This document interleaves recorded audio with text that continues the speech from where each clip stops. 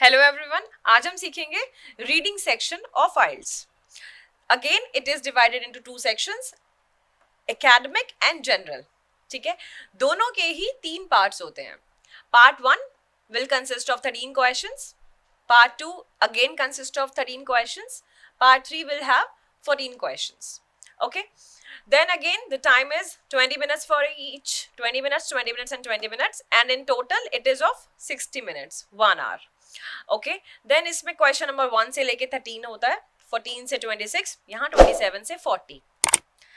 Now the interesting part, this part 1 is easy, part 2 is moderate and part 3 is difficult, which is the misconception of all the students, because it's not correct.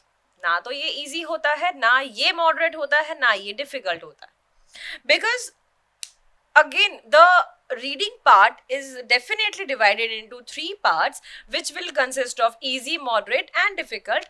But that totally depends on students capabilities. अगर suppose जो हमारे पास sections आए हैं या जो passages आए हैं, those passages are certainly of different fields, different topics. अगर 3 टॉपिक्स है हमारे पास, एक हिस्टोरिकल बैकग्राउंड पे है, एक साइकोलॉजिकल पे है, एक फॉर एग्जांपल साइंस पे है. ठीक है, अब for me I am from psychological background, तो मेरे लिए साइकोलॉजिकल पैसेज सबसे आसान होगा, so that will be easiest one for me. और हो सकता है वो पैसेज 3 हो. देन मेरे लिए थोड़ा सा डिफिकल्ट हो जाता है हिस्टोरिकल चीज़ों को समझना, तो मेरे लिए वो टफेस्ट होगा, हो सकता है वो हो passage 1. And then science is somehow I manage. ठीक है, तो वो मेरे लिए क्या हो जाएगा, मॉडरेट. बट हो सकता है जो अटेम्प्ट कर रहा है student, that student is from science background, उसके लिए वो सबसे आसान होगा. हिस्टोरिकल हो सकता है उसके लिए मॉडरेट हो, और साइकोलॉजिकल चीज़ें वो टफेस्ट हो उसके लिए, तो वो डिफिकल्ट रहेगा. तो जो ये ईजी, मॉडरेट और डिफिकल्ट, जो स्टूडेंट्स ने एक प्रिजम्पशन बना रखी है कि फर्स्ट वाला ईजी होता है, सेकेंड मॉडरेट और थर्ड डिफिकल्ट, तो ऐसा नहीं होता. ये तीनों ही आपको खुद देख के एनालाइज करने पड़ेंगे कि आपके लिए सबसे आसान इसमें से कौन सा है. इसके अलावा ये इजी, मॉडरेट और डिफिकल्टी लेवल जो रहता है स्टूडेंट्स के लिए, वो इन चीज़ों पर भी मैटर करता है. मान लीजिए ये हमारे बेसिकली 1 2 3 4 5 6 7 8 9, ये टोटल 9 टाइप्स हैं जिस बेसिस पे हमारे रीडिंग के क्वेश्चंस होते हैं. अब इन 9 टाइप्स में से हो सकता है मेरे लिए हेडिंग सबसे आसान हो, plus true false and MCQs, तो ये 4 सेक्शन हो गए, प्लस एक summary completion. These will be my strengths. बाकी जो है मैं ओके हूँ उन सब में. तो मेरे लिए क्या होगा, जहां पर ये 5 सेक्शंस हैं जिस पैसेज में, फॉर एग्जांपल ये सारी ही चीजें मेरी पार्ट 2 और पार्ट 3 में है, तो मेरे लिए ये बहुत आसान हो जाएगा कंप्लीट करना. लेकिन मैं अगर बात करूं fill in the blanks, matching information, flow chart completion, ये सारी ही चीजें पार्ट 1 में है, तो part 1 will be the difficult thing for me to do, to complete. Okay, अब एक बार हम इस पे भी ओवरव्यू ले लेते हैं कि ये किस बारे में मैं बात कर रही हूँ. तो ये 9 टाइप ऑफ रीडिंग क्वेश्चंस हैं, जो हमारे पास ये 40 क्वेश्चंस रहेंगे टोटल.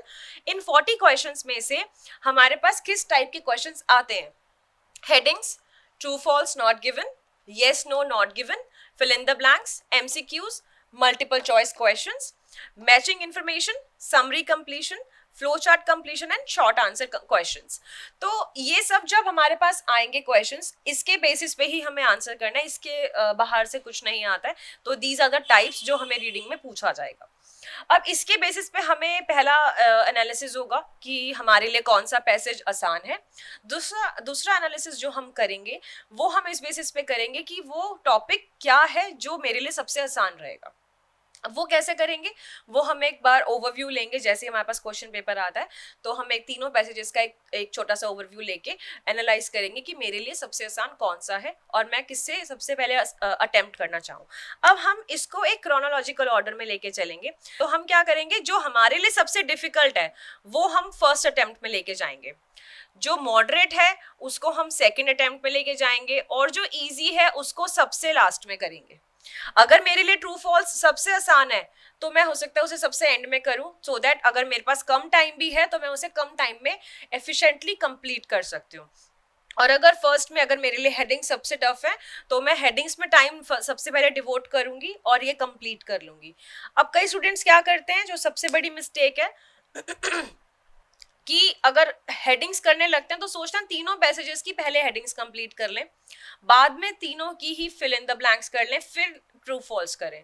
तो वो करेक्ट नहीं है फॉर्मेट, बिकॉज जब हम ऐसा करते हैं तो हमारा माइंड बहुत ही एक डिलेमा में आ जाता है कि अभी मैं एक आंसर पढ़ रही थी, अब मुझे दूसरा आंसर पढ़ना है, तो that is a very confusing state. वो हमें नहीं करना है। अगर हम एक पैसेज हमने शुरू कर रहे हैं तो हमने उसी को फॉलो करना है।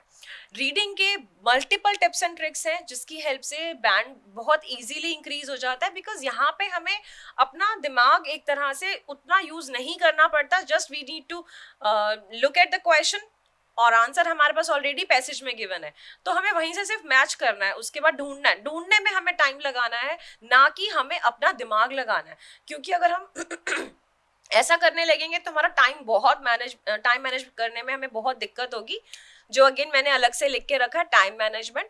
इस पे मैं पूरा एक अलग से सेशन बनाऊंगी जिसमें आपको समझाऊंगी कि आपको टाइम मैनेज कैसे करना है, क्योंकि ये भी बहुत बड़ा एक स्ट्रगल है स्टूडेंट्स के लिए कि 60 मिनट्स में 40 क्वेश्चंस करना मीन्स अगर आप 40 क्वेश्चंस कर रहे हो 60 मिनट्स में,